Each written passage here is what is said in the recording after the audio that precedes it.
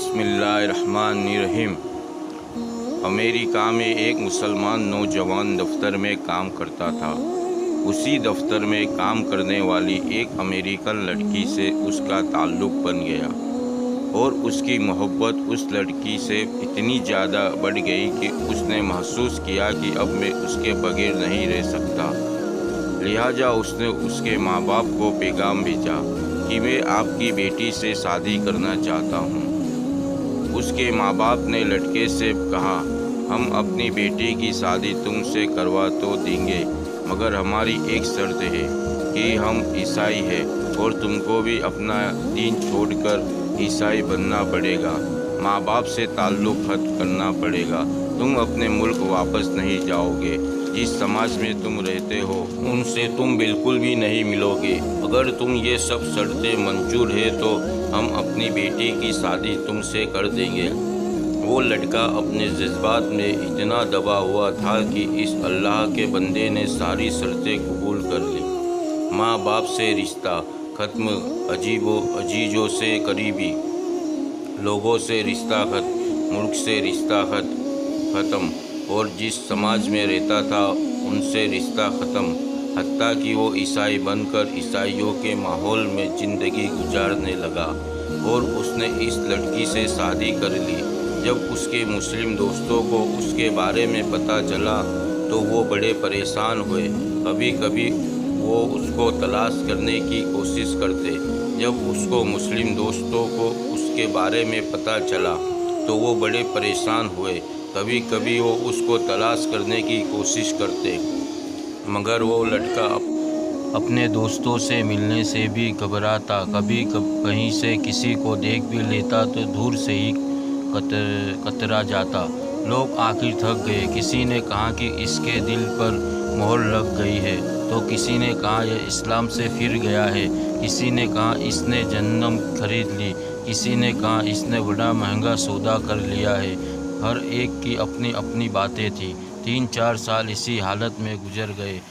یہاں تک کہ دوست احباب سب کی یادداشت سے بھی نکلنے لگا، بھولی بسری چیز بنانا چلا گیا۔ ایک دن امام صاحب نے فجر کی نماز کے لیے جب دروازہ کھولا تو دیکھا کہ ایک نوجوان لڑکا مسجد میں آیا ہے۔ اس نے وضو کیا، نماز کی صف میں جا کر بیٹھ گیا۔ امام صاحب بڑے حیران ہوئے، ان کے لیے یہ بات بڑی عجیب تھی۔ امام صاحب نے نماز پڑھائی اور اس کے بعد اس لڑکے کو سلام کیا، پھر اس کو لے کر اپنے کمرے میں چلے گئے اور محبت سے پوچھا کہ آج بڑی مدت کے بعد آپ کی زیارت نصیب ہوئی ہے۔ اس وقت اس لڑکے نے اپنی حالت بتائی کہ میں نے اس لڑکی کی محبت میں اپنا سب کچھ قربان کر دیا، بہت کچھ میں نے اپنا ضائع کر دیا، لیکن جس گھر میں رہتا تھا اس گھر میں اللہ کا قرآن رکھا ہوتا تھا۔ میں جب کبھی آتا جاتا اور اس پر میری نظر پڑتی تو میں اپنے دل میں سوچتا کہ یہ میرے مولا کا کلام ہے، یہ میرے اللہ کا قرآن ہے۔ لیکن جس گھر میں رہتا تھا اس گھر میں اللہ کا قرآن رکھا ہوتا تھا۔ میں جب کبھی آتا جاتا اور اس پر میری نظر پڑتی تو میں اپنے دل میں سوچتا کہ یہ میرے مولا کا کلام ہے، یہ میرے اللہ کا قرآن ہے اور میرے گھر میں موجود ہے۔ میں اپنے نفس کو ملامت کرتا، اعمال تو میرے برے تھے، لیکن دل مجھے کہا کرتا کہ جس کا میں نے کلمہ پڑھا میں اس سے محبت کرتا ہوں، اس کی نشانی میرے اپنے گھر میں رکھی ہے۔ اسی طرح کئی سال گزر گئے۔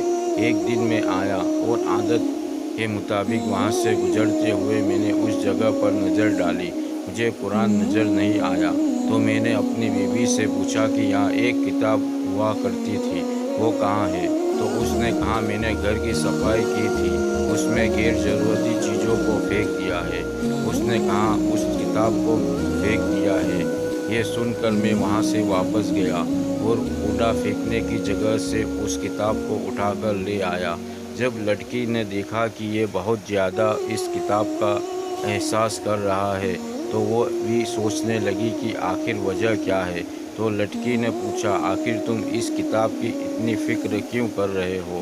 लड़के ने कहा, बस मैं इस किताब को रखना चाहता हूँ। उस लड़की ने जब देखा कि ये किताब तो अरबी में है, कोई ना कोई ताल्लुक़ इसका इस्लाम से है, तो उसने कहा, देखो, इस घर में या तो ये किताब रहेगी या फिर मैं रहूँगी। तुम्हें इसमें से किसी एक के बारे में फ़ैसला करना होगा। वो कहने लगा कि जब लड़की ने ये कहा तो मेरे लिए ये ज़िंदगी का अजीब वक्त था। मैंने अपने दिल से पूछा कि तूने अपने ख्वाहिशात को पूरा करने के लिए वो सब कुछ कर लिया जो तुझे नहीं करना चाहिए था। कोई ना कोई ताल्लुक़ इसका इस्लाम से है, तो उसने कहा, देखो, इस घर में या तो ये किताब रहेगी या फिर मैं रहूँगी। तुम्हें इसमें से किसी एक के बारे में फ़ैसला करना होगा।